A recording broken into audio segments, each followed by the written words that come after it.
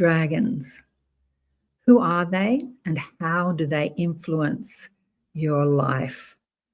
Are they a part of a higher consciousness that can make a profound difference in your life? Maybe. We're going to find out today all about dragons and how they can help you in your physical life, who they are, and all sorts of things. So stay tuned with Jill Stein. Stay tuned, coming up. You got to accentuate the positive. Wow, I feel good. A little bit of feel good goes a long way. You're listening to Karen Swain, teacher of deliberate creation, accentuating the positive, showing you a way to a better life. Accentuating the positive, it's not just fad, it's sanity. Who in their right mind would accentuate anything else? If you feel like that's what you want to do. Hello, and welcome to another show, Accentuating the Positive with Karen Swain. So great to be back with you live. Done a few replays over the last few weeks.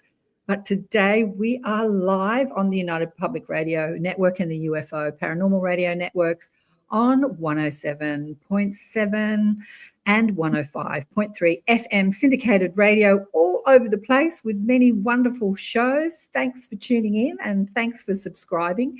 If you're listening to us on any of the platforms, we're streaming on YouTube, Facebook, Odyssey, Rumble, all sorts of places. And my guest today, repeat guest, is the wonderful Jill Stein Clarkson. Welcome back, Jill, back to the show. Hi, I'm so happy to be here. We've been yakking for a little while. Dragons, we're going to talk about dragons. I want to say hello to the luscious ladies online. Hey, Diane, how are you? Hello from Philadelphia. And Heidi in Colorado.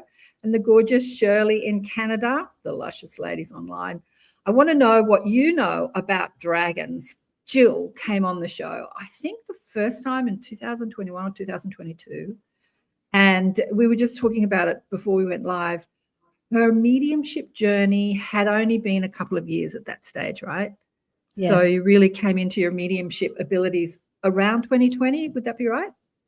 Yeah, I think everything kind of started around 2019, and then I had just moved when you and I were first on together, and everything just kind of went on a fast track after that, which was just, it's been several years since then, and so much has changed, and it's so fun to be where I am now. Yeah. G'day, Mish. Mish is here as well. Yeah, so we were talking about, so let me tell you a little bit about Jill. Here we go. You know, Jill started to do her mediumship work as a parental medium who connects with souls who are preparing to come to Earth. And so she connects them with the soul, like pregnant women are sort of chatting to the soul of the baby that's coming in, and grandparents, and helping people have that transition into the physical world, not the transition out of the physical world, but into the physical world, and helping families understand the desires of the entering soul. But Jill is also a pilot and has a foundation that supports aspiring pilots and single parents with the education of life endeavors. But you also went to Africa and started working with the dragon energies to heal the land of the density from the human drama.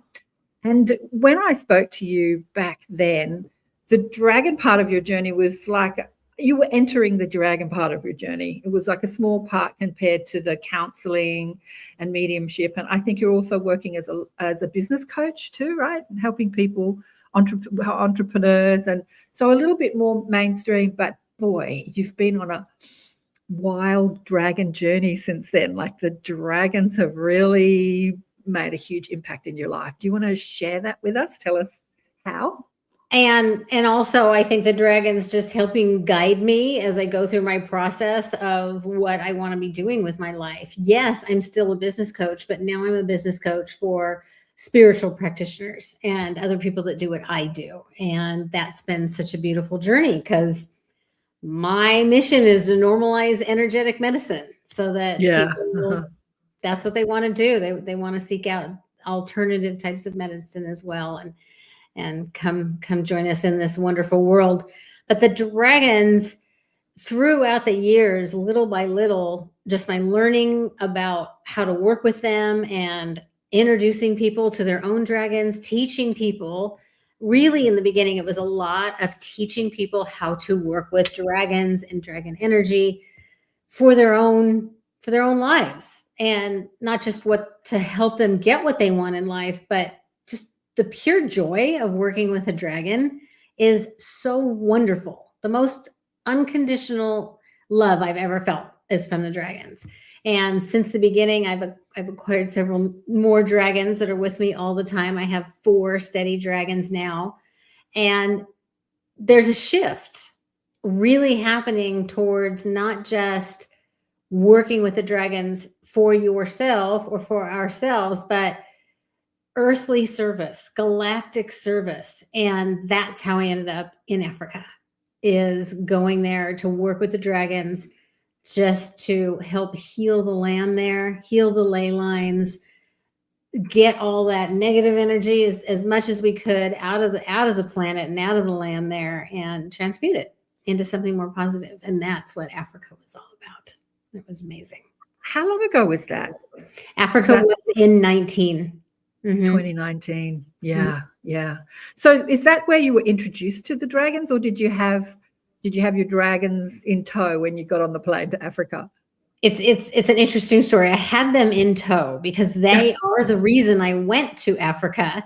And it's so interesting. I've been teaching lately about ritual and being a little bit careful. Careful isn't really the right word. Being conscious of the rituals that you do and what they can lead to when you open yourself up. So the reason I ended up going to Africa with the dragons is I was reading a book about the dragons, Diana Cooper's book, and there's ceremonies in that book. And I did a ceremony where I colored in a map of Africa, and then I lit a candle and called the dragons in and then sent them to work in Africa.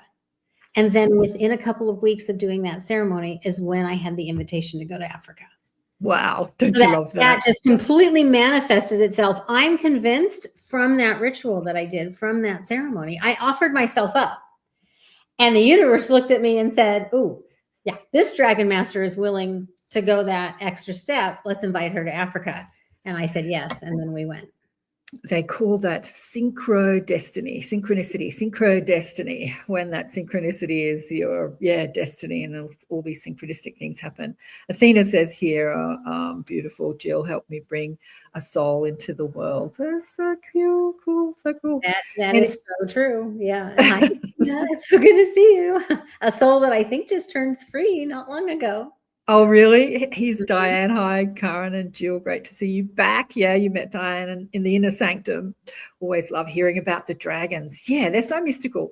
I love this conversation because, Joe Rogan, one of the biggest podcasters in the world, was being ripped apart by the ladies on that show. That all these ladies get together and yak, news show. What's it called? Somebody help me out here. Anyway, and The View. Thank you. The View. And one of the ladies was trying to put him down and saying, "God, this maniac believes in dragons." Like trying to make an insult. And I'm like, yeah. He believes in dragons, and he didn't really believe in dragons, but he loved that. And then he put on his Twitter, Joe Rogan, Dragon Master. So the mainstream, the media is sort of making fun of it as if you believe in dragons, you have to be BS crazy, you have to be completely mad. And I'm like, yes, let's be mad. Let's be mad. It's fantastic. Let's be magical. Let's be magical. Yeah. So We've gone over this, but we'll go over it again. Who are the dragons? How are they connected to us as souls in human bodies, and what do they do for us? So this is interesting to listen to one person talk about dragons, because there are a lot of people that connect with the dragons, and I think the dragons manifest themselves in quite a few different ways. You'll notice that when I went to Africa, I just actually learned this. When I was in Africa, dragon masters actually came from every continent. When I went to Africa, there were 7 of us there at that exact time. And the dragons from all the different continents, they have different nuances about what they're all about and the service that they're there to help with. but to put it so you will hear and see dragons coming through looking a little bit different. And people will say different things about the dragons because they are dragons are magnificently diverse in how they are. And the dragons that I work with are so from love. Like, I have never felt anything but love from these dragons. And I like to akin it to like the guardian angels. So another elemental being that, lots of people believe in guardian angels and call into the archangels for help. The dragons are also another being that we can communicate with, ask for help, like the angels. They cannot help you unless you give them permission. They cannot come in and muck around in your life unless you ask. So communication is key. You need to open up. They're not just going to show up. They might be there tapping you on the shoulder. You might start feeling them, sensing them, seeing them. But until you really open up that line of communication, you're not going to feel the full power of how they can help you and what they can do. So a being, they're a true being. They're not a myth. And throughout the ages, they have been here helping, and they helped create this planet. And I have read and learned that after this planet was created, the dragons actually were given the opportunity. Their job was done. They could have left and moved on. But some of the dragons said, no, we're going to stay here for when mankind needs us to help them move forward with the way the people on the planet are supposed to be moving forward. And that time is now. Yeah. And so they've been around for all that time. And that is why now so many people are attracted to dragons, loving dragons. Dragons are so prominent in the media. The following of the dragons and the dragon energy and the dragon realm is growing every minute. More and more people and more dragon masters, young dragon masters are being born. And it's so wonderful to meet these children that work with the dragons. So when you say they're beings, so they're consciousness or souls or energies that have been a physical being on this planet. They have incarnated into dragon form, dragon bodies. And from that etheric, astral, energetic soul aspect, we can connect to that frequency, that energy. Like, how does it all work? Because as souls, as energy that's so diverse and malleable and flexible, we can be anything. We can be mountains, planets, cats, dogs, dragons, like we can be anything. So what is the consciousness that you're speaking to? That is a very good question. So yes, and I follow what you're saying, and there's so many different thoughts around this. Just the way that we're that conscious energy and how we can come here and be so many things. And we can also, so many of us that are here now being humans can come from so many different places. We can have come from different planets, and we've decided to come here. Some of us only come here. So there's such a vast array of what beings, I like to say beings, decide to do and how they decide to manifest their energy. And dragons, kind of listening to what the dragons are saying around this question. And I've had this answer before, Karen. We are dragons. We are always dragons. We are mostly only dragons. So a dragon energy is made of dragon energy from day one, and they don't manifest as a bunch of other different things. Dragons are dragons. And as they create the energy to be in a way that we can recognize them, and every person that sees, hears, feels a dragon, it's going to be a little bit different. Just like with mediums, just like anybody that's a seer, we all see in our own unique ways. And the dragons will come and present themselves and also offer their services. And that collective dragon energy that they're using when they do that. So such a good question. I don't know if that was a very eloquent answer, but I'm listening. I'm listening for an answer to that particular question because I completely understand where you're coming from. Yeah.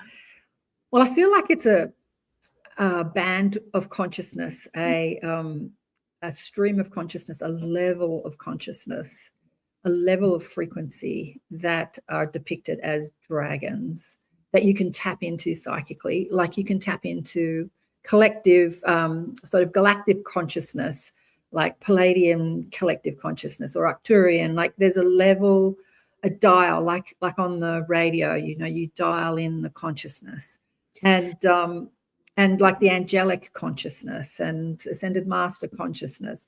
So we as souls can be all of it. We can explore all of it, but there's a frequency, there's a bandwidth, there's a vibrational frequency, a level of wisdom of consciousness that you dial into.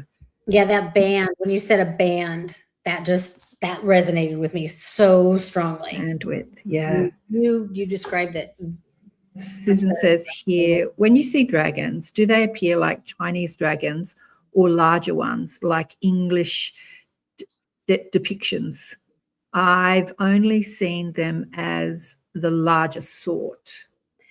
Yeah, I think you can see love this question because we were just talking about this the other day. I was talking to this with a friend of mine who sees the dragons more as kind of the Asian dragons with the big lion head. And so the dragons that I work with, that I see, that I feel, they are, like you were saying, the second type that you were saying, the larger dragons that are a little more, I can't remember the word you used, if it was English or whatever it was, but I don't see them as the kind of, like you said, the more Asian, different looking dragon.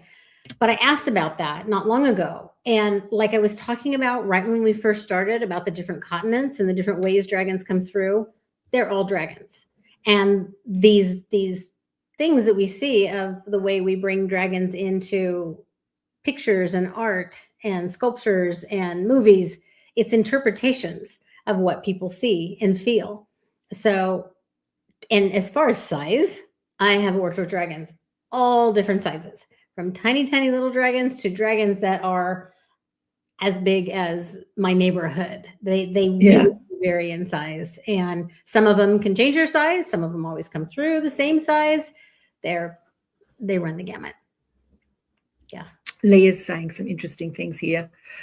She says hers is a green, stone and tan. And she says, when I asked if I could work with it, its reply was, are you a true soul? I think it's supposed to be true. Is that a true soul? A TOU, a true soul? I think it's, are you sure? So when I asked if I could work with it, it's, sorry. Are you sure? Oh, sorry. Yeah, that's an interesting question. Sure. Like it's life changing. I mean, it really, really is. When you start really working with that band of energy on a very regular basis and wholeheartedly bring the dragons into your life, guidance, protection, service to others, galactic service, wherever you go with the dragon. My story is the perfect example. I did a ritual out of a book. Months later, I ended up on a journey to Africa. Wasn't planning on doing that. So are you sure? So yes, are you sure? Are you open to the changes that might occur and the different things that might happen in your life? So I think that's a wonderful question that the dragon asked is, are you sure? And I hope you said yes. Yeah, Leah, did you say yes? I feel like the dragon energy is a really clearing energy. Like they're quite prominent right now. Even, women on The View are talking about it, even if they're talking about it in a derogatory way. And then, what's his name, Joe Rogan, laughing and making a big deal about it. It's still putting their energy into the mainstream consciousness, even if people are laughing about it, because we're doing a lot of that collectively, a lot of clearing, a lot of uncovering, a lot of disclosure about covert underworld ugly stuff, but disclosure about who we are as powerful beings, our disclosure of our psychic ability, our consciousness, how we can use the power of our mind with the brain and fly around the universe and contact different consciousnesses all around, like there's lots of disclosure going on. So I feel like the dragons are more prominent now because they're a big part of all that. What do you think, Jill? Yes. And I think for me personally, that has a lot to do with the journey that I've been on, opening up psychically and opening up that connection with all it is. And you're spot on. And it's not just that they're part of all that, they're instrumental.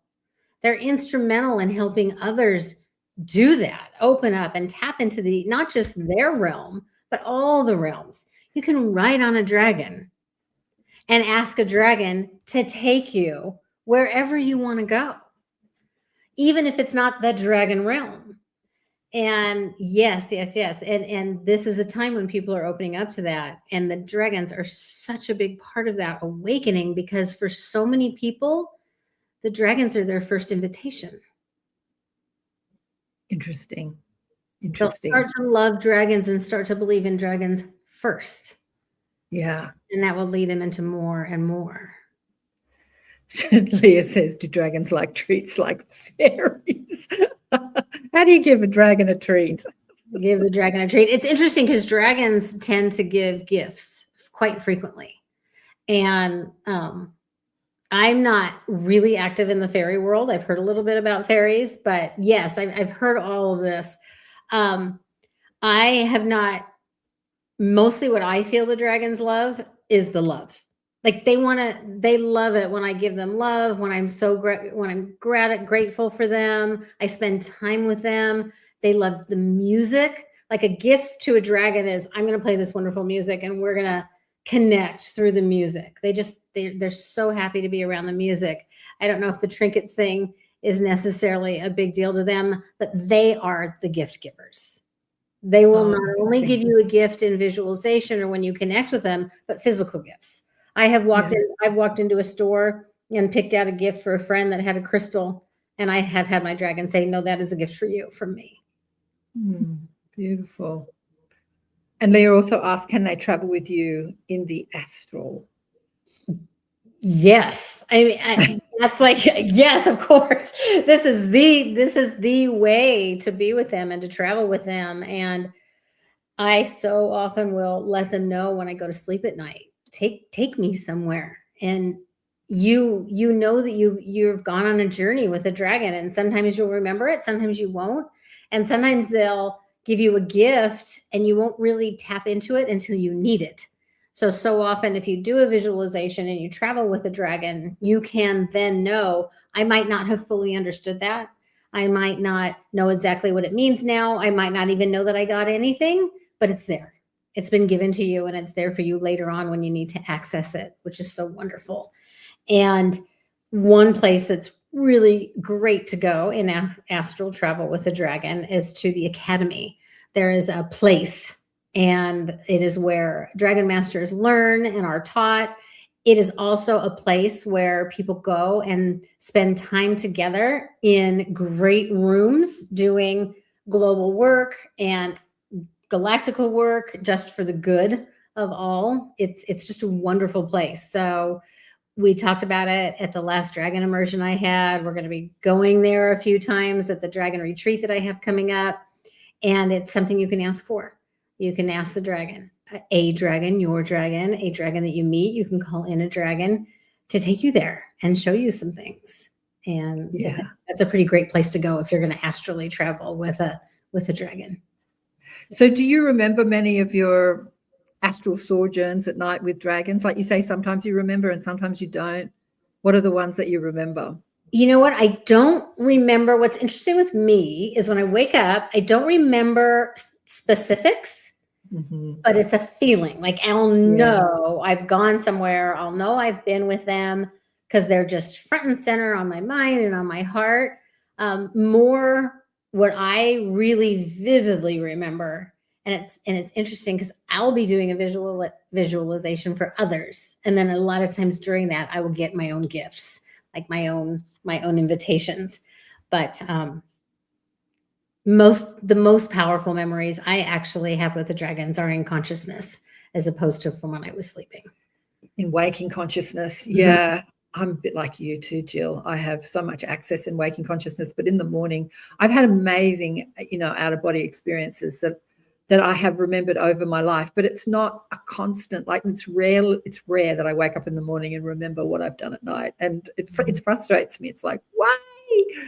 Oh, they're answering. Okay, are the dragons part of the reptilian? You said that they're a part of creating planet Earth. They look, they're pretty reptilian. I mean, in Australia, we've got quite a few reptiles that are dragon energies. Like I've seen a tiny little sort of lizard thing that had wings that looked like a tiny little dragon. And then what are those creatures called? They're massive. I've seen them too. I can't think of what they're called, but they're called dragons.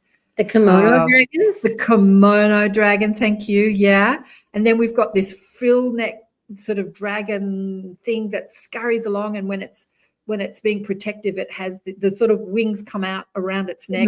Terrible with names, I can't remember the names. So are they part of the reptilian when they're physically focused, when they're physically incarnate, part of that? Because they are sort of reptiles, right?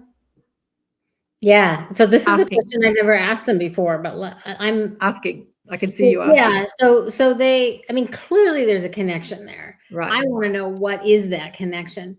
So, and you kind of mentioned when they incarnate. So I'm getting answers, but I kind of want to go a little further back to the why of the answers. But the answers I'm getting is that so much of the actual makeup is reptilian, like the cold-blooded and the way the system works and all of that, which that's interesting, but I kind of want to know a little bit more about the reptiles on Earth as opposed to the dragons, and where the connection lies. Like how is there a connection there, and why are they similar? Like the question for me isn't are they similar, but why are they similar?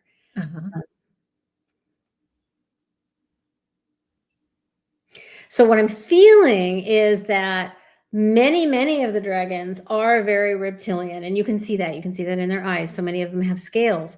But what's also very interesting is dragons will also come through with feathers or a very different makeup. So like you said, we're energy that we can bring into being however we desire. And so I don't think a dragon always becomes a reptile in all situations, but definitely most of the time, that's what you'll see. A dragon comes through. They're very, very connected to the reptiles. That's interesting. I want to dive deeper into that because that fascinates me. Like I want to know about all the different reptiles on Earth and where they are in the whole. I was a dragon once, maybe, and now I just it's interesting. I'm asking my guides as well, and they say, yeah, of course they are connected. Yeah. Even cats are. Have you noticed that cats' eyes are reptilian eyes? When they shut, they're slits. But when you look at the big cats, like the lions and the tigers and the leopards, their eyes do not do that. They do not have reptilian eyes. Only the domesticated cat has that reptilian eye that when it, in light, it's big. I was looking into the face of my cat the other day in the dark, and he had these big, round, beautiful, dark eyes because it was dark.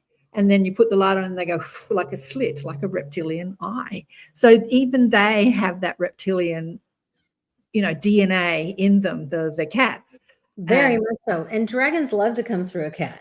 I mean, I had a cat that visited me for about 2 or 3 months that I was feeding. Oh, this cat was a dragon. I could just see it when I would look at him. He just absolutely was a dragon. And there is a connection between dragons and cats. Absolutely. Yeah, for sure. Leah wants to know, do we have soul contracts with them? So when I tap in and ask about a soul contract, there was a little bit of well, no, it's not a contract. If anything, it's a contract of love, but it's not a restrictive contract. Like they didn't love the word contract because like, oh, well, a contract is like, you have to do this because we're having a soul contract. And I understand that. I think maybe agreement. is like Agreement. the Yeah. word that I like better, a soul agreement, A because I soul don't agreement. think, Mhm. personally, I don't think that, I think they are agreements, and there is fluidity around where we go and what happens with us, even after we've, made a connection and made an agreement. So do we have agreements with the dragons? Yes. Absolutely. Yeah, absolutely. It's mostly, what they want to say is that it's mostly out of collaboration. Uh-huh. What are we doing together that's benefiting others, and how are we going to be in service by being together? It's not really usually about the two. Absolutely. Depending on what you've planned to do in your physical incarnation. Yeah. Is the tribe, the team that you gather, the different frequencies, the different energies, the different bandwidths that you gather to be a part of your guidance and your team to help you. And as you said, the dragons are very connected to the physical world, like they're part of the creation of the physical planet. So people that are working with nature or working with the physical planet to help, activate ley lines and clean up density and all that sort of stuff, they're had probably got agreements with dragons. And Susan says here, could you talk more about your work healing the planet with dragons? So cool. Yeah. So the wonderful thing is we can send dragons or a dragon to help anywhere we want to send them, but they need us to work with them to do that. So I physically went to Africa and I brought lots of dragons with me, and I met a lot of dragons there, and I was there with them. And anytime I felt, even though I had no idea what I was doing when I went, I didn't know how it was going to manifest. I didn't have a plan. All I had was an invitation. Go to Africa, work with the dragons, heal the land. Okay. So I went, and I would be told all the way throughout the journey, now, here, this is where we need to work together. And so I would listen for that. And then I would work with lots of different types of dragons, because, fire dragons can burn up negative energy. Water dragons wash away. You can work with air dragons to blow and things and clear out. I mean, all the different elements of the dragons can do different things, not just for the planetary service, but also for you when you need some of those things. But the question is, talk about more about healing of the land. So, and the planet. So that was Africa specifically, and so much trauma with the genocide and all the things that happened there, so much violence. But anywhere that you're feeling like needs help, even I'll send dragons when there's going to be a big sporting event. I'll send dragons there to help people stay calm so that there's not a lot of fighting. And anywhere that you feel the call to assist, I wish I could do something about this. Something's going on there that is not good, and I'm stressed about it, or something happened there and I wish there was some way I could help. Send the dragons. That is how you help. Okay. Well, this is topical. At the moment, there's a war between, in the Middle East, let's say, I don't know who it's between, Israel and Iran, America and Iran, like everybody's getting involved. What can the dragons do to help that? Like, because sure, the war is in consciousness, and then we use our negative consciousness to kill and destroy us physically and, the land, like we bomb and buildings fall down and trees are destroyed and the land's destroyed. What can dragons, how can we use the dragon energy for that? They're getting They love this question, Karen. Okay. They love this question. Like they're getting so much all at once here. So one thing that they wanted me to kind of say, and I've heard people say, I'm going to send the dragons to help the people that make the decisions, help them make better decisions. I've heard people saying those things. And the dragons are kind of like, well, what we can do is we can pave the way for the change to come. So what they're telling me is their service isn't so much in direct ending of the war, ending of the conflict, but more supporting the people that are suffering, first of all, just with their love. And then also making this, I can explain this a little bit in another way. Being there during the trauma. The dragons are there right away and they start cleaning up right away. They start the cleanup of the energy immediately, so that as things finally do come to an end with the wars and the conflicts, there's not so much work to do with the cleanup. They start transmuting that energy right away. And that's where we can help. We can send the dragons to the different places to do that, to calm things down, to clear out the trauma that's happening as the murder is happening. And that's what they came through right away when that question was asked, to say, this is what we do. We start the healing immediately. And I've heard this before when I've talked to the purple dragons. The dark purple dragons have told me we work with people that are abused, especially with sexual trauma. And they say, but we're there right away. Like during the trauma, we're already there initiating the healing. And that was so interesting. I shared that one day. I can't even remember the platform I was on. And a woman said, I was abused as a child and I saw a purple dragon there. Wow, cool. Yeah. So they're there. They start their work immediately. Purple dragons. The purple dragon. They're not a lighthearted dragon. They're a pretty serious dragon that is all about healing. Yeah. Oh, I thought I had uploaded this. I wanted to show this image. Let me see if I can find it. This is by a woman called Anne. Here we go. See, I can pop it on screen. She's an artist, a fantasy artist, Anne Stokes, and I found this on her Facebook page. Yeah, this is the purple dragons, and I think that the little one, yeah. Yeah, can you see it? Isn't that beautiful? And I think she made she painted this, and then she made a statue out of this, a small statue. Yeah, it's beautiful, isn't it? The purple dragons. So the statue I have is from her, because I actually have a statue of a dragon and a baby dragon. I have to go check and see who the artist was. Wow. Well, yeah, she's got about 300,000 or 400,000 people following her on Facebook, so she's pretty well known.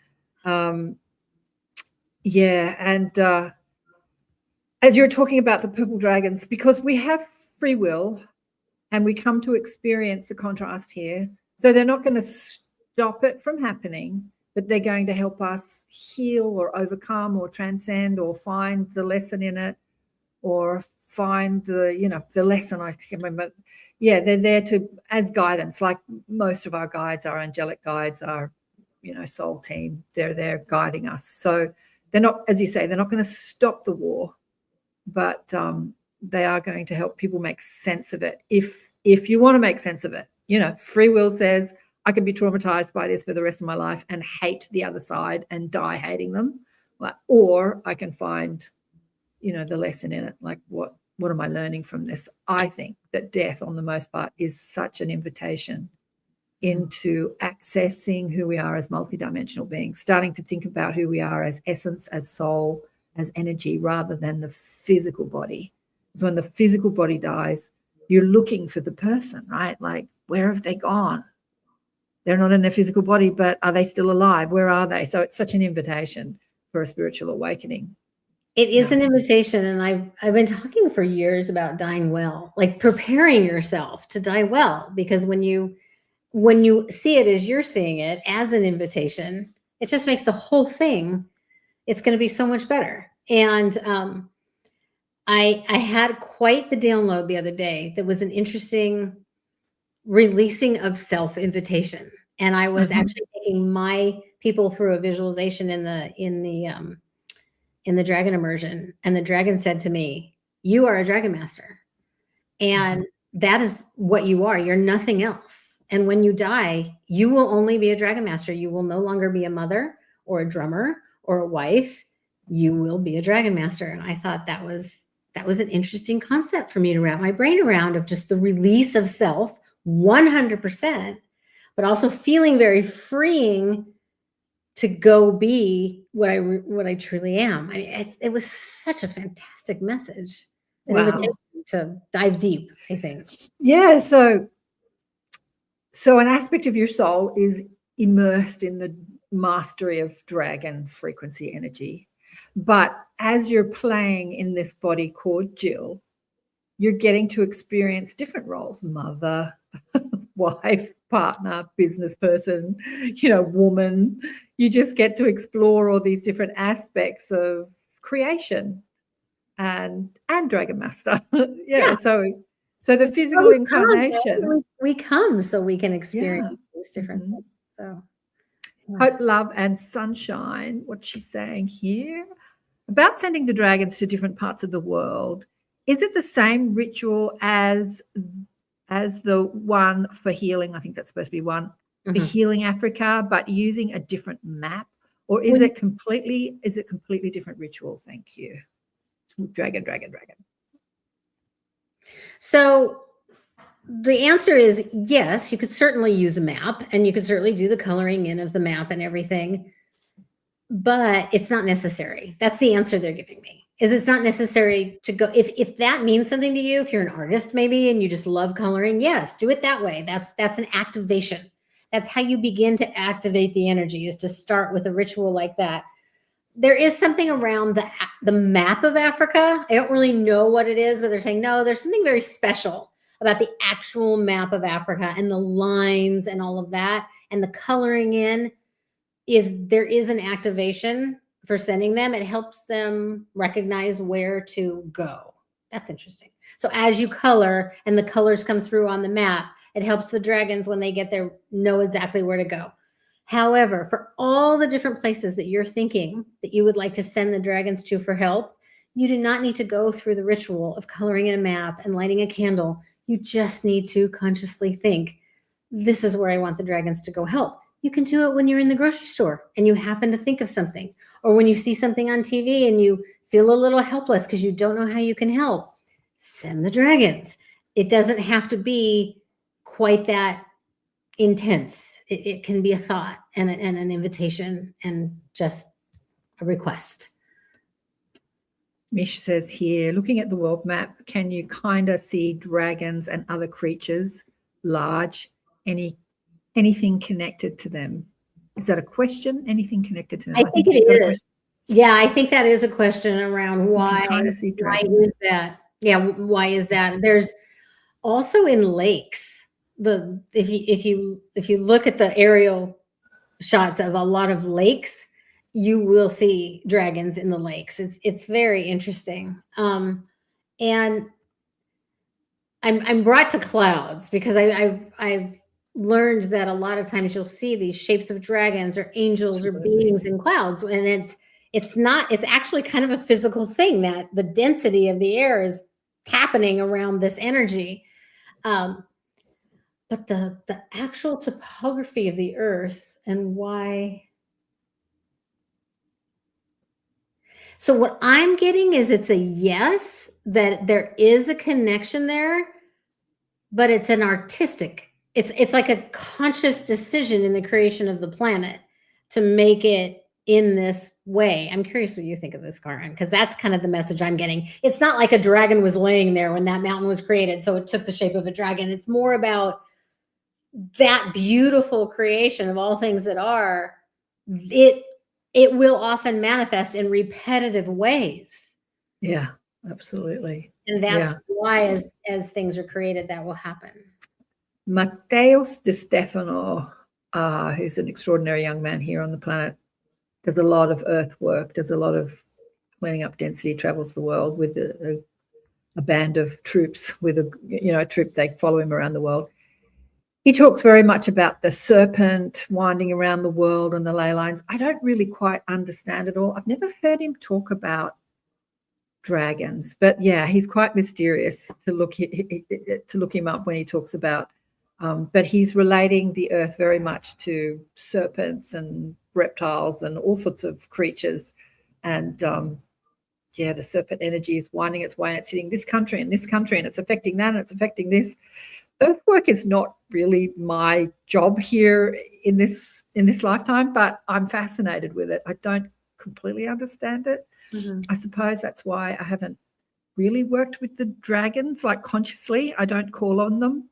I'm fascinated with them. I think I'll do more of it because we've had a few conversations about this, you and I still haven't really called on them. I guess I've got other work to do, but yeah, they just I'm amazed. I just love them. I feel like a real connection to them. The serpent represents the fire. What's Leah saying here? The fire and the Kundalini energy. Yeah. And Mish says, interesting. Thank you. There's a lot. There's a lot there between the serpent and the dragon. I can feel it. Like they're showing me. They keep showing me these pictures of dragons with serpents, and even dragons with like serpents in their talons, but not because they've caught them, but because they're moving with them or they're bringing them places. And they're definitely calling out a very supportive relationship between the serpent and the dragon for sure. So that's really cool. Our indigenous culture, the original people, not the Aboriginal, because Ab means not, an English word we gave our First Nation people. Aboriginal, not original. Isn't that interesting? So we call them the original people. Well, some people do. Talk about the rainbow serpent. And I remember years ago, I was with a group of gorgeous people in a little, just out of the city in a little country place. And a friend of mine, Heather, did a journey with her drum. And I saw this massive snake that was all these different colors. And I had an Aboriginal or an original friend there. She's like the United Nations, many different, but she's got original in her. And when I was sharing my story, she said, the rainbow serpent. And I'm like, I didn't think about that, because it's big in their culture, the rainbow serpent and the earth and the creation of the earth, because that culture is so connected to the earth, so connected to the. I've never asked them about dragons again. I've never asked them if they work with the dragon energy. Yeah. Maybe the serpent energy and the dragon energy is just two names for the same thing. What do you think? I almost feel like that's kind of the message that I'm getting. I think there's definitely a difference in how the energy manifests and how the message is sent through when we think of them, but there's such a strong connection. And I would say, yes, absolutely. Some will manifest as a serpent or a dragon. Yeah.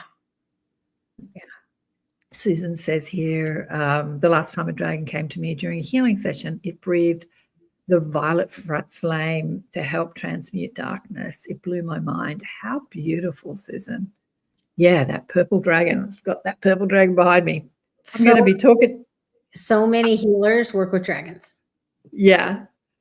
Well, I'm going to be talking to the dragons more after this, even though we've been talking about this for the last few years. I've never really, consciously called on them, but I'm going to.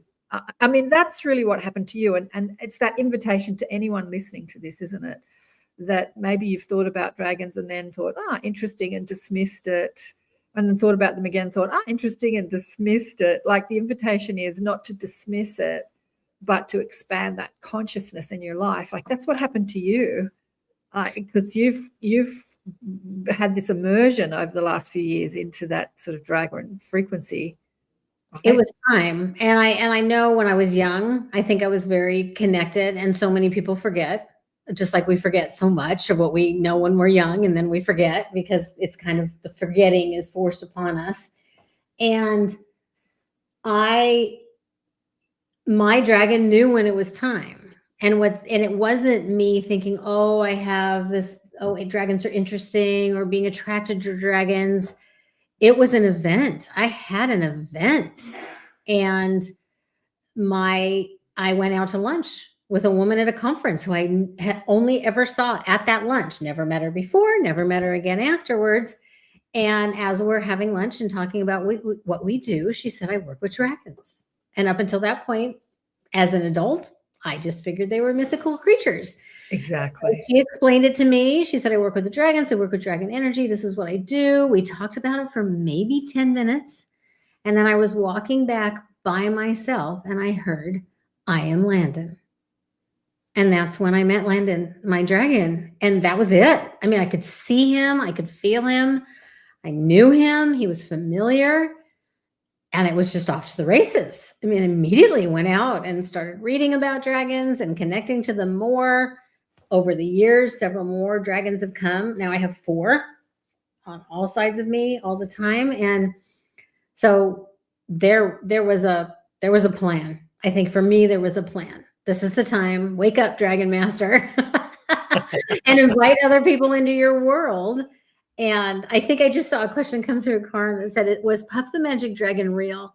And Yeah. I think I need to do a little bit more research there. Like, I was kind of always under the impression that that song was written about weed. I never thought about that. I never thought that. No, that's so funny. Little Puff Jackie the Magic Paper. Dragon. That's so funny. Yeah. Little Jackie Paper. So yeah, I feel like, especially because of when it was written in either the late 60s or the early 70s, I think that the writers of that song, very much, that was kind of what they were writing about. However, when brilliance comes through and creativity comes through, of course there were dragons there. Yeah. I'm just having a joke. So that was for Mish, was Puff the Magic Dragon real? And you said, I always thought that song was about weed. And they're saying, well, tuning into dragon frequency alters your consciousness. Smoking weed alters your consciousness, right? Mm-hmm. So there's a connection there, like Puff the Magic Dragon. I've never thought about that. I didn't know that was about weed. But yeah, like when you take substance, whether it's mushroom, ayahuasca, weed, whatever substance you're taking, you haven't got as much conscious control over how it's altering your perceptual experience as you do when you're doing it deliberately through connecting to frequency. Mm-hmm. So a lot of people are having their spiritual awakening. God, so many at the moment through mushroom journeys and ayahuasca journeys, mm-hmm. and they're talking about it being, it comes from the earth. It's the sacred. It's the spirit talking to you, and all this sort of stuff. But it's just an introduction into what the consciousness can do without the drug, without the drug. Yeah. I think the word that came to mind in that moment when you were saying that was patience. Like have patience. That was like kind of like, you don't have to speed things up by going and, like you said, going and doing a drug or whatever. And I'm sure it's great for people that have done it, but patience, like, just have patience with the process and work on it. So I'm just reading this comment from Benjamin. Interesting comment. What's it saying here? Not to disappoint, but it was written about a landmass in Hawaii that looks like the head of a dragon. I know because I've been there. And yes, that song was also connected to what you guys are discussing. Not disappointing at all, Benjamin. Oh, that's my Benjamin. Is that your Benjamin? He's my Benjamin. Yeah. No, that's great. I thank you for telling us, Ben. And I love that it's connected to Hawaii. I was in Hawaii at Dragon's Tooth not long ago. Yeah, that and connected to what we were talking about, probably either from the writers or just from the people that perceive the song later, right? Yeah. Okay, we have to do a station ID break. Where's my little recording here? There we go. You're listening to ATP Media, Awakening and Expanding Consciousness with Karen Swain on the United Public Radio Network and the UFO Paranormal Radio Network on 107.7 FM and 105.3 FM, syndicated radio hitting about 120 countries and streaming on 8 platforms. And my guest today is Jill Stein Clarkson. We are talking dragon energy. And the invitation for today, well, let's talk about the retreat. The invitation for today is to work with this energy and this frequency, like try it out, have a play with it. Like when you first heard about angels, I remember when I was young and I first heard about angels, and it was Diana Cooper. God, it was a million years ago. I went to a Mind, Body, Spirit event here back when they were great, when I was a young girl, and Diana had come out from the UK to Australia and she did a talk about angels. And I hadn't consciously thought about angels apart from them being depicted on cards and in movies and just like dragons, right? I hadn't consciously thought about working with them or having them as a reality in my life. And I thought to myself driving home, wonder if I have any angels in my life. And something that Diana had said is, look to see how many images of angels you've surrounded yourself with. And I went home and I counted, I think, like 30 or 40 images in my house, like cards and statues and candlestick holders and candles. And like, they were just like I had unconsciously, subconsciously bought all this angel paraphernalia and never thought about working with angelic energy. Isn't that interesting? Same with dragons. Yes, right? that's fantastic. I mean, I think that what an amazing invitation to look and be noticed and be aware. What have you brought through? Yeah. Love that. I Yeah. had literally surrounded myself with angels, which was love bizarre. That's so great. And I love this. I love how we can get so much wonderful confirmation. Like I remember when I met my guardian angels and I got names and I wanted to know, am I hearing the names correctly? Same thing with when I saw Landon. I wanted to know if I was seeing him correctly. And so quickly came through. I had guardian angel Olivia and I was home an hour later and of all things, an AT&T commercial came on the TV and a little toddler ran up to the front of the screen and she had a onesie on that said Olivia. Love it. I love it. I love it. Love it. Kind of the same thing with Landon. When I met him, I said, I think you're a red dragon. I'd love for you to let me know if I'm seeing you correctly. And within the next hour, I was driving with my daughter and traffic, whoop, right to a stop on the freeway. And she said, look at that license plate in front of us. It said, chill, Jill. And it was a red Corvette. That's fantastic. You're not just a red dragon. You are a very fabulous red dragon. Yeah. A red Corvette. Oh, that's wonderful. So today's invitation is to invite that energy into your life, just like I did a million years ago when I heard Diana Cooper speak with the angels, and start to expand the consciousness in your life, if you can remember. Or if you want a deep immersion and you're in the US, you can go and have a deep immersion with you, right? Let's talk about this. In April, a small circle gathering in Sedona, not to discuss dragons, but to work with them. The dragons come as guides to empower, to awaken, and to walk with us. Yeah, tell us about what's going on. So in November of 24, I was actually in Sedona for the first time myself at a retreat. And I was in the little retreat center and the dragons came and they said, this is where you're going to have your dragon retreat. And I was thinking Hawaii. I knew I was going to do one eventually. And they said April 16, 17, and 18, 2026. And this was, mind you, a year and a half ago. And I said, okay. So I put it on the calendar and here we are. So we're doing this amazing dragon immersion. We're going to be, we have some beautiful guides that are coming in to help us every day. We have a theme every day. One is working with the dragons personally. One is remembering your relationship with the dragons, and one is global and galactic service. And we have an opening, 7 flutes for 7 chakras, and we're doing a cacao ceremony, and we have some just amazing things happening. But then we're also going to be going on an alien tour there in Sedona, where we get to go out with the special goggles and they give us a tour of the sky and you might see some amazing things. Sedona has a lot of amazing alien portals and energy there, as well as we're going to be having a dinner with the dragons. We're going to be dining outside, looking at the beautiful rocks. And I don't know if you've ever had an ancestral dinner where you had an extra empty chair that represented your ancestors.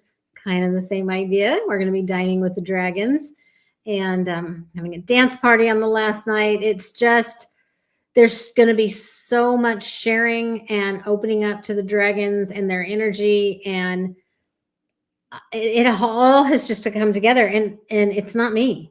It's the dragons. They're guiding me every step of the way with every exercise we're going to do and every ceremony we're going to do and the coming together in their presence.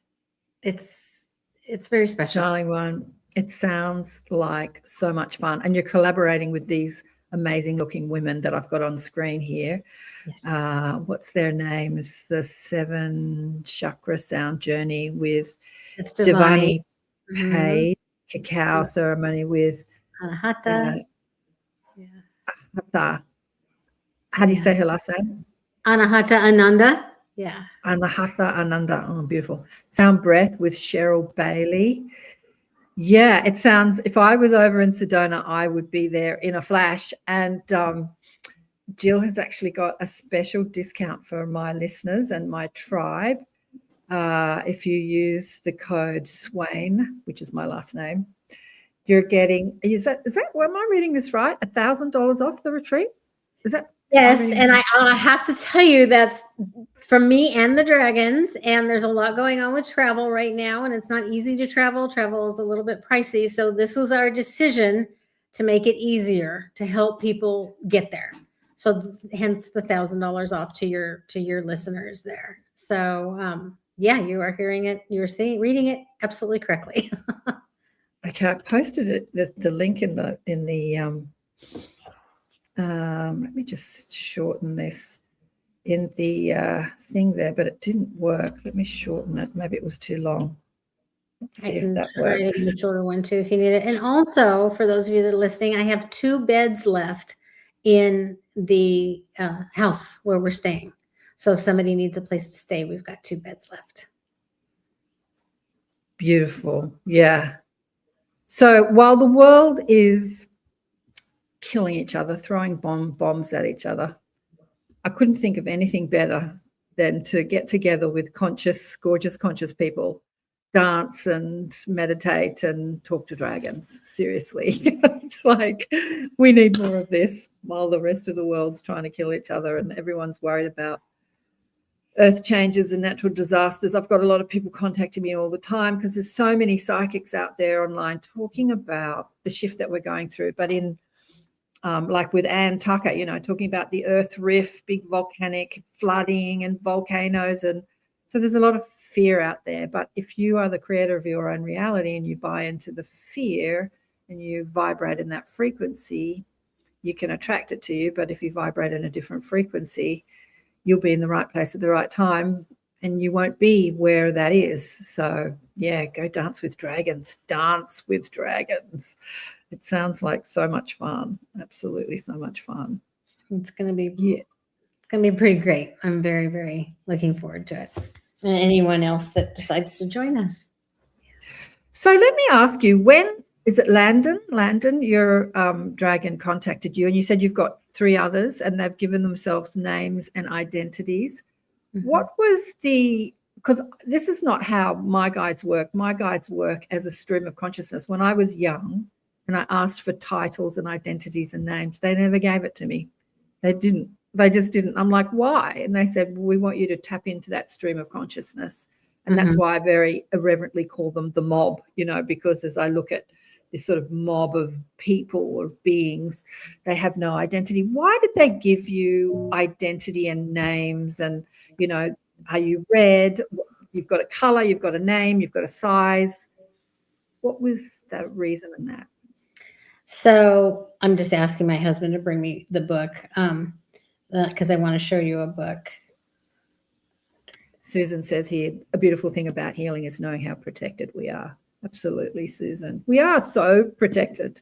Seriously, even when we get ourselves in trouble, fall downstairs, do silly things to ourselves. We can heal in an instant when you know that you've got that team around you. Yeah, go on, Dang. What were you going to say?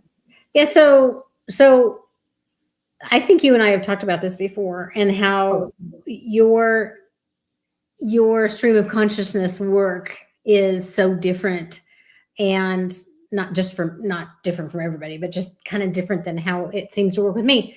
When he came through to me, that was the first thing he gave me, his name. Yeah. Landon. Yeah. I am Landon. And what's really interesting about that, 2 of my dragons have not given me an identity. Interesting.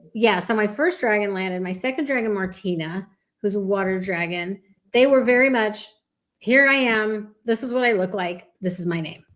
My other 2 dragons, I have a black dragon from Saturn and I have a white dragon. And my white dragon, nothing other than the fact that she's a white dragon, because I can see her. There's nothing else. She has not given me a name or an identity. And so I honestly think it doesn't necessarily mean that these are these dragons' names, but that's how they came to me. And Yeah. here's the thing too, I have to show you this. There's two things about Landon and the whole naming thing is I didn't know anything about dragons when he came and said, I am Landon. Uh-huh. However, the Beanie Baby, you know what a Beanie Baby is? It's these little things. They were huge in the 90s. Anyways, there were all these different little Beanie Babies. The Beanie Baby's dragon's name is Landon. Okay, it doesn't stop there. Bring yourself back on camera so I can get you this thing that I want to show you. It'll only take me a second. And take me off, maybe, because I'll walk away with this. All right. Don't take her off. Here we go. What's Kerry saying here? I rode a white dragon a couple of nights ago and a Pegasus. So is that in your dreams? Is that something that you remembered in the morning, honey one? I'd love to know. That sounds beautiful. And what does the white mean to you, Landon? Yeah, Misha's saying Landon. It's such a great name. The Beanie Baby is Landon. Oh, she's back. I'm back because, yeah, I want to hear what questions everybody's having. So I just got this book. This book, I don't know exactly when this book was written, but I was online and found this. Jill and Dragon. Oh, that's fantastic. It's been around a long time. There I am, and my little black dog that I have for so long. So the serendipitousness of everything, and these are just some things that have happened to me that say I'm not just making this name up. This is how he wants to come to me and give. I want to tell you what they said to me, if that's okay. Yeah, because I've been doing this for a long time, and I was taught differently to you because I was taught when I was young, because of who I would be, when I was older. And as you say, it was only about 6 or 7 years now where you came out of that corporate world into the world of the mystical, the psychic, the expanding consciousness. And so they say that we always come to you with identity because that's how your human mind understands. You understand each other as, different beings with identity. And so that's they introduce themselves as identity and color. And so you've got something that your human mind can grasp, and you can have a relationship with that identity, just like you have a relationship with other identities. Like I love this saying Byron Katie says, two people never meet. You only ever meet your idea of them. Mm-hmm. So you meet a personality and identity as it presents to you, and it interacts with your personality and your ego and your identity, and then you decide who they are.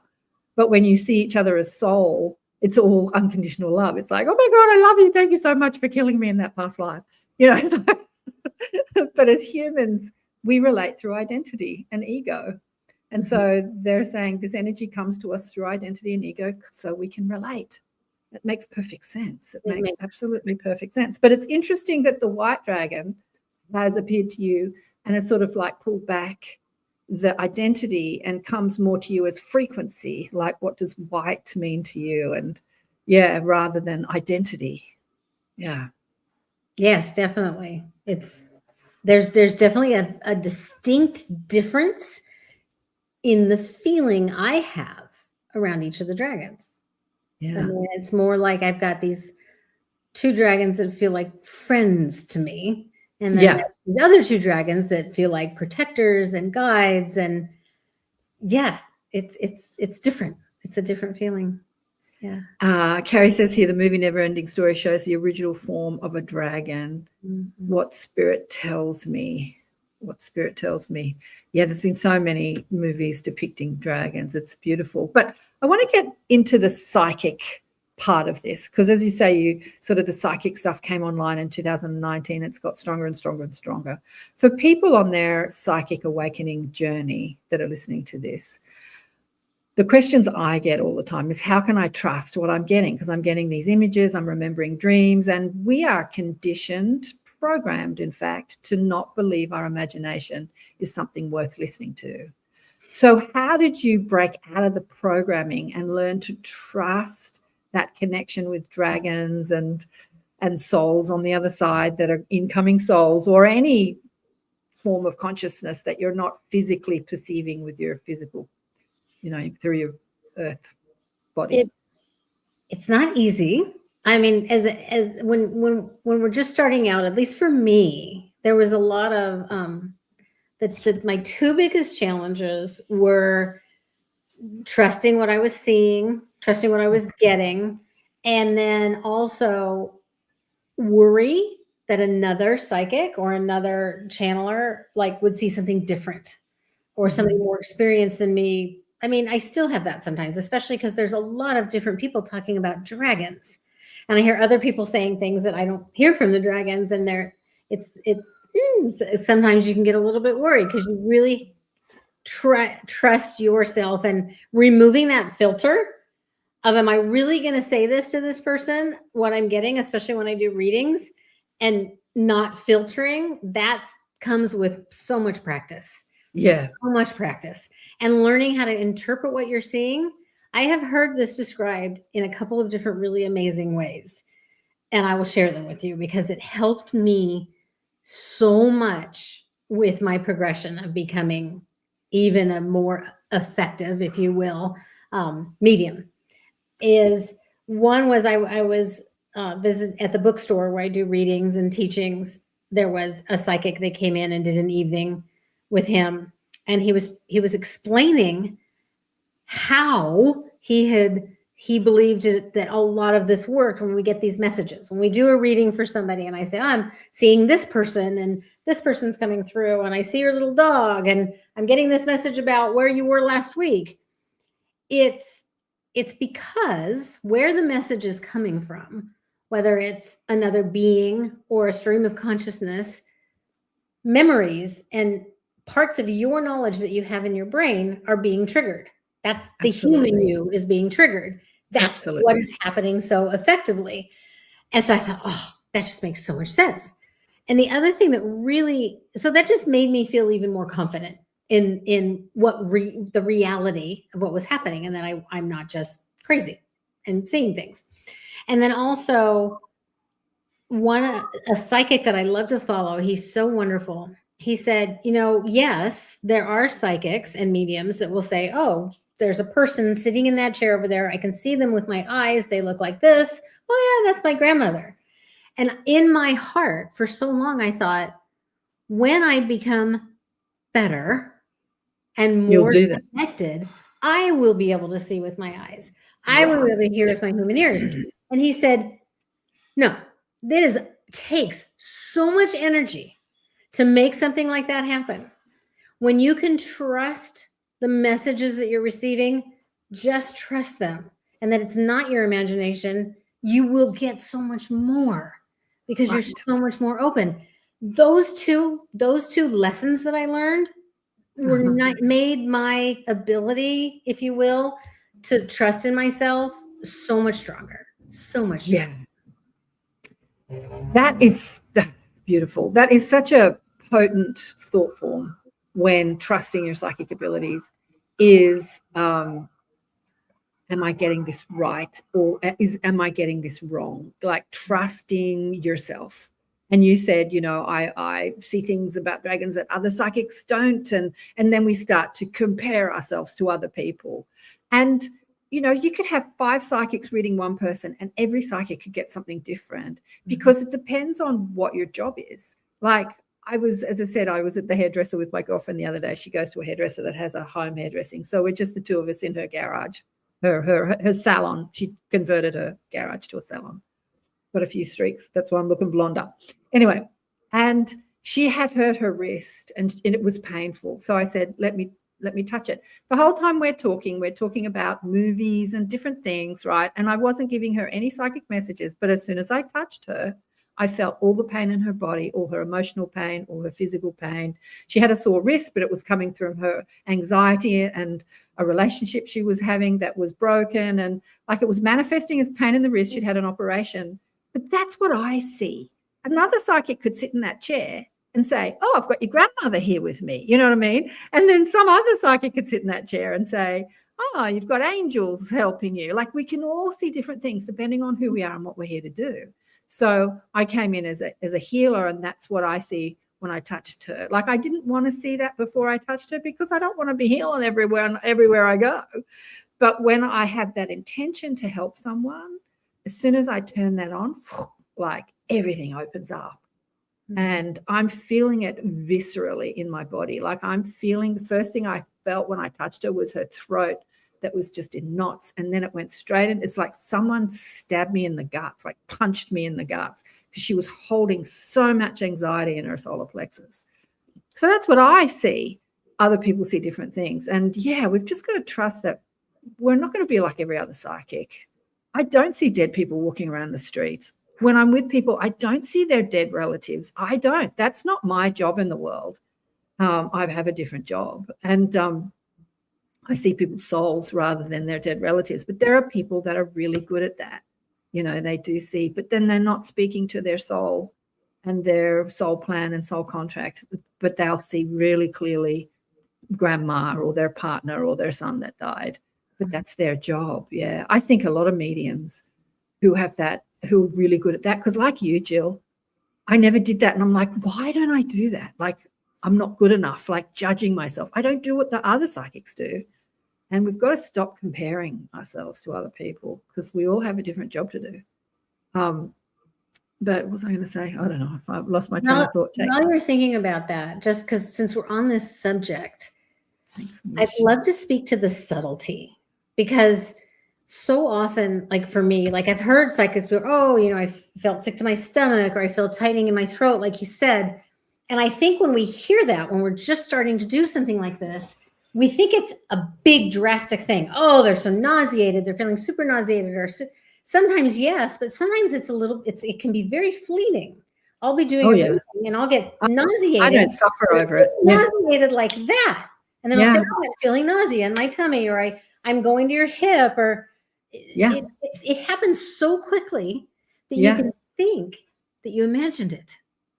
Well, you can think you imagine it, but what we do, because we're so self-focused, is that when we feel pain, when we're focusing on someone, when we have an intention to be there with someone, we often think it's our pain. Like I remember when I was a young massage person, I used to do mobile massage. So I used to drive to people's, I remember driving to one person's place, and I had such pain in my back. I thought to myself, I need to turn around and go home.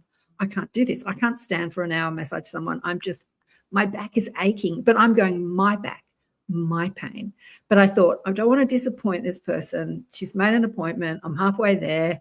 Just go, just like soldier on is what I told myself. But I'm going, it's me, it's my pain. And when I got there, she's like, I've got this really bad pain in my back. And I realized immediately it wasn't my pain at all. It was her pain.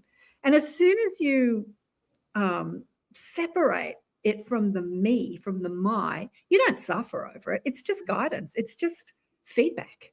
It's like, oh, I'm feeling this pain in my body. It's not mine, but it's just feedback.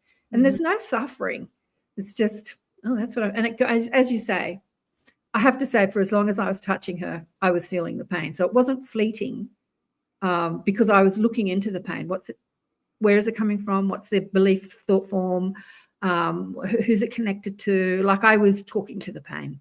So I was using it as guidance. But yeah, you don't have to suffer from it. Yeah. But everyone is different. Some people never feel pain. They'll never do that. They'll just go, you don't have to do that at all. Yeah. Yeah. Let the dragons inform you. Let the angels inform you rather than feeling the pain. It's something that I maybe prefer not to do. But what time is it? Oh, we've got about 10 minutes. What have we got? 10 minutes to go? Yeah, so that psychic ability, learning to trust. Did you think you were going BS crazy when you were talking to dragons, or you were just on board straight away? I was on board straight away.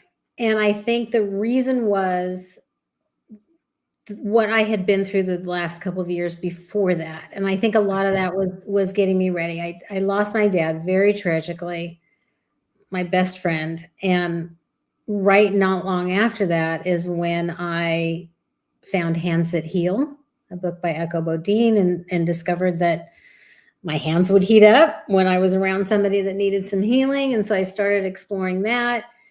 I took psychic development classes. That's when I decided I think I want to be a prenatal medium because I was thinking about being a death doula. And my teacher said prenatal mediumship, and I knew that was the end I was supposed to be working on. And so I had already started exploring those things already and starting to develop. And when Landon came, there was no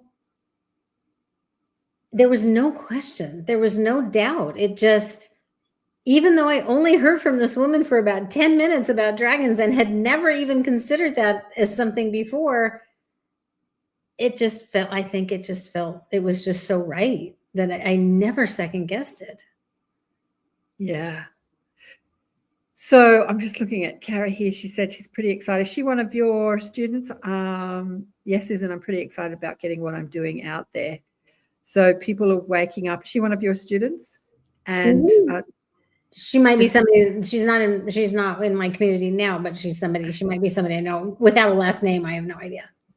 So when you start developing your inner eye, your psychic ability, your intuition, you start expanding your consciousness, like, then what do you do with it? Like, what do you do with it? Do you set up shop as a healer? You don't have to, not necessarily. Do you set up shop as a teacher? Like, what do you do with it? That's another big hurdle, which I think you help people with. But for people that aren't going to do the retreat immersion, what's some of the things that they can do as they start to focus more consciously on dragon energy? How can it help them in their physical life? Like, is it for physical healing? Is it for emotional relationship problems? Is it for attracting abundance or success or relationships? It's like, what are the questions that most people ask psychics? Usually it's money, love, success, career, right? They're the three big things. Like, how can no, I'm not her student, but enjoying the chat. Thanks, darling. Yeah.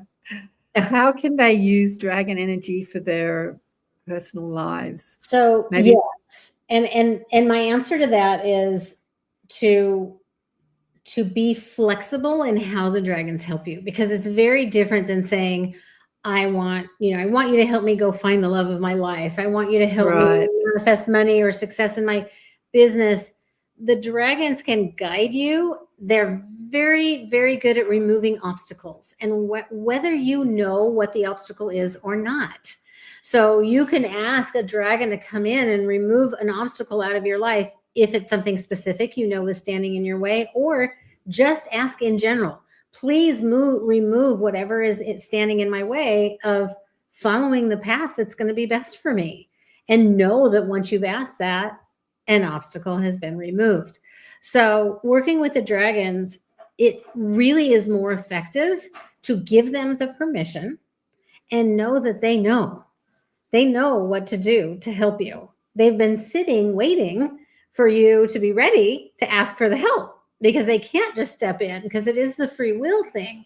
But you can say, I need help, or I need guidance. I need to be pointed in the right direction. And especially for anybody that feels sometimes, even if you have a rich, wonderful human family and human connections with friends, still it can feel lonely being here going through the human experience. And if you want to have a wonderful, deep connection with other beings, the dragons are a great place to go. Unconditional love, guidance, protection. It's just such a magical, wonderful thing having them around. And they love giving signs.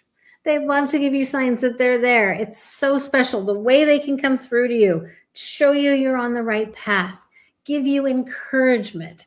I have story after story. And the more magic you can have, the more you can experience those synchronicities that can be brought to you in your life and feel the excitement and the joy around them, the happier you're going to be in your life, because you're just going to be in the magic, and being in the magic is wonderful. Be in the magic. Be in the magic. It's so Turn great. off the news. Turn off the news and be in the magic. Yes. Okay, so you said that they can help remove obstacles. I'm thinking of the Hindu tradition, and because in Australia we're connected, we're close to Asia and India. We have a lot of Krishna consciousness and kirtan, and everyone's always talking about Ganesha, who's the elephant-headed god. removing the obstacles in your life. And people think, if I just call on this energy to remove the obstacles in my life, then I'm going to be free. But the energy of the elephant-headed god said, we actually don't remove obstacles. We help you find the strength within yourself to overcome whatever obstacle you are perceiving. So the obstacle is usually the fear within you. Like you might think, there's this terrible person in my life blocking me, someone at work or whatever. Like, remove that person. Dragons, remove this person. But what the energy of that consciousness says, it's like, find a different thought, a different belief. What's the belief in you? That people are more powerful than you and that you're scared of them or whatever. Like, find that love within you. Like, that removing of obstacles. Do you want to speak more about that? Yeah, and I love where you're going with that, because yes. I mean, that the obstacle that's being removed or the energy that's being shifted is very much could be something within you or what you're perceiving. And it's that healthy detachment to the outcome. When we ask for help, it's very often not going to look like you think it's going to look. When you ask for guidance, when you ask for help, when you ask for something in your life, it's so much more effective to give that openness of, I'm just here and I'm going to go with the flow, and I don't have this strict hold on what needs to happen for me to be happy. This is what I need for me to be happy. Right. That doesn't work. I mean, to have a truly life in flow, that tight grip on the way the future has to look, you can't get there. You're never going to get there. Yeah. Well, before we go, we've got 4 minutes. Let's just talk about the retreat again. If you are near or in the States and you want to go to Sedona, somewhere I've always wanted to go, like next year, it's definitely a date. If you do it again next year, I'd love to be there. And you want to do a Dragon Immersion. I've got a link. I'll pop it under the, I should have put it in the description, but I did put it in the chat, but I'll pop it under the, if you're watching on my YouTube channel, that gives you $1,000 off if you're one of my listeners to the retreat. If you want to talk to me about it, there's a link on that page as well to book a call with me. So if you feel like you've got questions or you just want help deciding if this is the right time for you to do this, you can certainly book a call with me. Just remember to tell me where you came from, so that if you decide to come, you can get that $1,000 off. Yeah. All you need to do is put in the name Swain, which is my last name, and on the link, and that gives you the discount. And it looks like so much fun to empower, to awaken, to walk with us. It just sounds like so much fun, not to just sit around and talk about them, but actually learn to work with them, work with the energies. And if you're not in the States, I saw somebody was in Europe, said hello from, I can't remember where they said hello from now. We've got people in Canada, we've got people all over the world, people in Australia. If you can't go there physically, just start talking to your dragons, start talking to the energy of dragons, and let us know who shows up, what energy, what color, what identity, what frequency, what does it feel like. Start working with them, just like I did way back when I was in my early 20s. And I realized I'd surrounded myself with angels unconsciously. And I never even thought to talk to them, to ask for help. I didn't actually think they were real. Like, angels are just pretty pictures in books, they're not an energy that you can interact with and have a relationship with. Same with dragons. We think that about mystical energies. They're just mystical energies. They're not real. But they are real. What are you saying here, Susan? Archangel Michael taught me that it's not my job to know how something will happen, but rather to focus on my intention. Let spirit handle the how. Absolutely. Let the universe handle the details. And she can't wait to ask her dragons for help in the way I tend to automatically call on my angels. Right. Yeah, I see them as part of the angelic realm, but they're more fierce. They've got, I don't know, they're more muscle. A little bit of a different energy. Yeah. But they're not something outside of us. I mean, they meet us where we are there. They're inside. Honey one, this has just been so much fun. Thank you so much for coming back on the show. And have a blast at your dragon retreat. It just sounds like so much fun. I would, as I said, I would love to be there. A dragon immersion. And let me know and let us know how you go. Yeah. Thank you. Yeah. Anything else you'd like to say? 1 minute to go before we go? Oh, it's 1 minute to go. Just All good. so much love to everybody that's listening, and thank you for being here. So much love from the dragons to you. Open up and feel that unconditional connection and love. That's my invitation to you. Your life will be better for it. I know a lot of people that are attracted to my shows are light workers and difference makers and healers and starseeds and whatever you want to call yourself. But yeah, are here specifically to work with the planetary energies. It's very, use the dragons to help you with density around the world.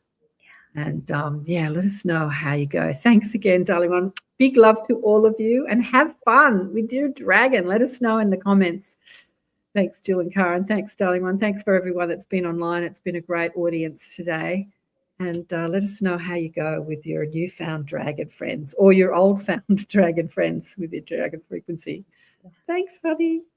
Bye for now. Catch you next time. And subscribe. Please like and subscribe for those listening on whatever platform. We'd love you to do that. And we'll see you next time. Bye for now.